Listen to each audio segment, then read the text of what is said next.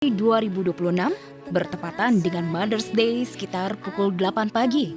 Istri Al-Ghazali Alisa Daguis melahirkan anak pertama berjenis kelamin perempuan melalui persalinan normal di sebuah rumah.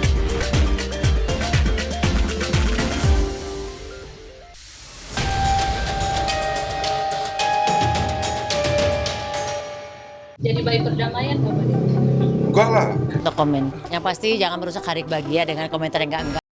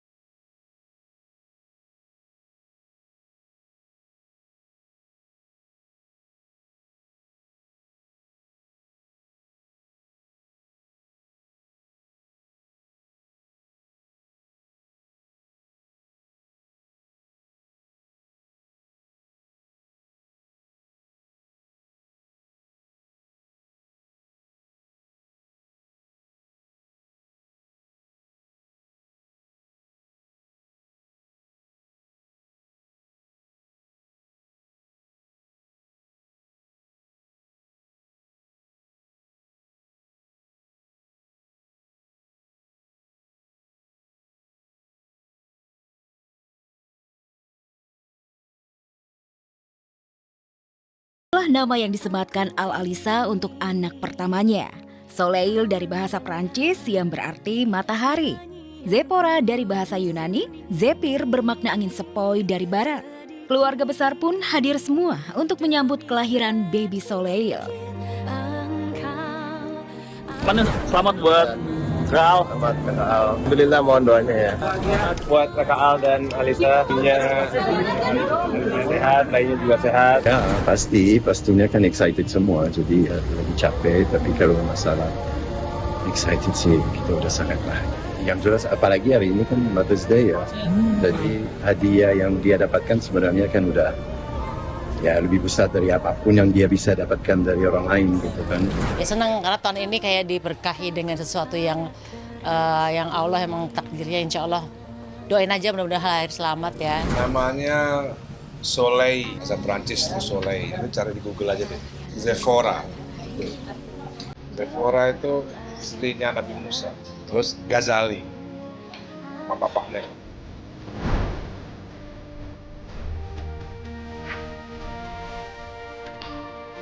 Memilih Soleil Zepora Ghazali sebagai nama anak pertama, Al-Alisa berharap baby Soleil bisa menjadi sosok anak perempuan yang cantik, yang membawa kelembutan, kehangatan, dan keceriaan layaknya sinar matahari. Namun faktanya, baby Soleil baru lahir saja dan Maya sudah punya perbedaan urusan panggilan. Dani ingin dipanggil Jidi, sedangkan Maya sangat ingin disapa Oda, Oma Bunda. Udah jadi GD. Jadi artinya Kakek. Di kalau Vietnam itu udah ada intinya mungkin Oma Bunda atau Oma Bunda juga bisa. Kecantikan, kelembutan, dan kehangatan sang cucu pertama, baby Soleil, sepertinya memang tidak akan pernah bisa menjadi juru damai untuk Jidi Dani dan Oda Maya. jadi bayi perdamaian Bapak? Enggak lah. No komen. Yang pasti jangan merusak hari bahagia dengan komentar yang enggak ya gitu. No komen ya. Gak usah mancing. Please don't take my sunshine. Ingat bahwa orang tuamu mempersiapkan ini capek banget. Kamu harus mencoba mempertahankan ini ya kalau seandainya nanti ada kerikil-kerikil dalam perkawinan, apalagi godaan besar.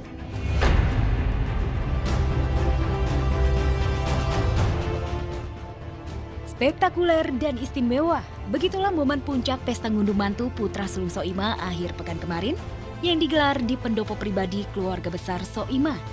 Kental dengan adat Jawa, pesta yang digelar 3 hari mulai dari tanggal 7, 8, dan 9 benar-benar bertabur bintang. Pesohor selebriti tumpah ruah hadir merestui pernikahan putra sulung Soimah Aksa Uyun Dananjaya.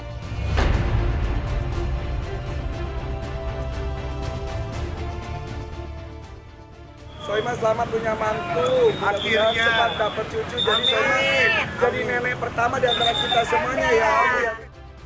Akhirnya Soimah mantu. Senang ikut senang ikutnya. Pokoknya ya apa ya Makayu Bagio lah orang Jawa.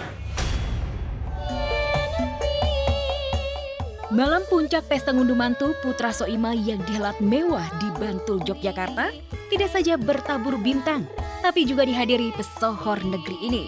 Mulai dari mantan Presiden RI hingga Sri Sultan Hamengkubuwono ke-10 dan keluarga turut hadir memberikan restu dan doa di acara bahagia Soimah dan keluarga. Dan siapa sangka kehadiran orang-orang penting di acara ngunduh mantu anak Soimah membuat Irfan Hakim melongo tak percaya. Begitu istimewanya Soimah, acara bahagianya direstui orang-orang besar di negeri ini. Soimah luar biasa, gue bangga banget, Masya Allah. Ada Sri Sultan Hamengkubuwono hadir. Wow, kelas, ini kelas. Wow. Dan di tengah bahagia pesta ngunduh mantu Soimah sampai dipuja-puja karena orang-orang penting tumpah ruah. Netizen malah menyoroti penampilan menantu Soimah Yoshika Ayumi. Penampakan perut Yoshika saat mengikuti acara siraman habis jadi gunjingan miring netizen yang menuding mantu Soimah tengah berbadan dua. Dan di tengah ramai netizen menggunjing penampakan perut menantu Soimah, rekan seprofesi Soimah di kalangan selebriti menyampaikan ucapan selamat. Soimah sebentar lagi jadi nenek. Halo nenek. Belum baru Nenek dan calon. Yang pasti, pesta ngunduh mantu Soimah benar-benar megah yang disiapkan sejak Oktober tahun lalu. Saking megahnya karena melibatkan pekerja seni budaya tradisional, kabarnya pesta ngunduh mantu anak Soimah yang dihelat 3 hari berturut-turut menghabiskan dana hingga puluhan miliar. Ya iyalah, orang mantu. Ini spektakuler banget dan mantu itu kan nggak main-main ya. Gila-gilaan dan melibatkan banyak orang. Seniman-senimannya juga dilibatkan, para penari-penari beneran gitu, maksudnya bukan penari ala-ala doang, dengan kostumnya juga atas sampai bawah baru semuanya. Nah aku kan tahu kan aku penari mahal banget kan.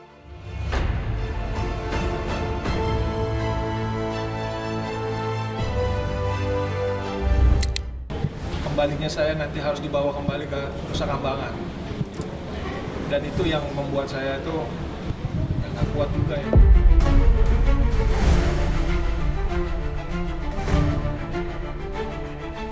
Pupus sudah harapan Amarzoni untuk menjalani sisa hukumannya di Lapas Narkotika Jakarta. 23 April 2026, Pengadilan Negeri Jakarta Pusat menjatuhkan vonis 7 tahun. 8 Mei 2026, Amar dipindahkan lagi ke Lapas Nusa Kambangan, Jawa Tengah sebagai tahanan high risk. Tak hanya keluarga dan kuasa hukum, Kamelia kekasih Amarzoni juga terpukul, bahkan sampai menangis karena tak sempat memberikan salam perpisahan. Kok kaget, dia telepon saya langsung nangis-nangis dia. Kan urgensi apa seorang Amarzoni harus dipindahkan ke Nusa Kambangan? Tidak ada pemberitahuan secara tertulis ataupun lisan terhadap keputusan ini. Bahwa pemindahan, mereka pun sudah mengetahui pemindahan itu dan mereka juga sudah tahu isi klausul dari surat izin kemarin. Yang sudah kami laksanakan adalah masih berdasarkan surat keputusan dari Direktur Jenderal Pemasyarakatan bahwa setelah selesai persidangan, Amarzoni kembali lagi menjalani pidana di Lapas Karanganyar.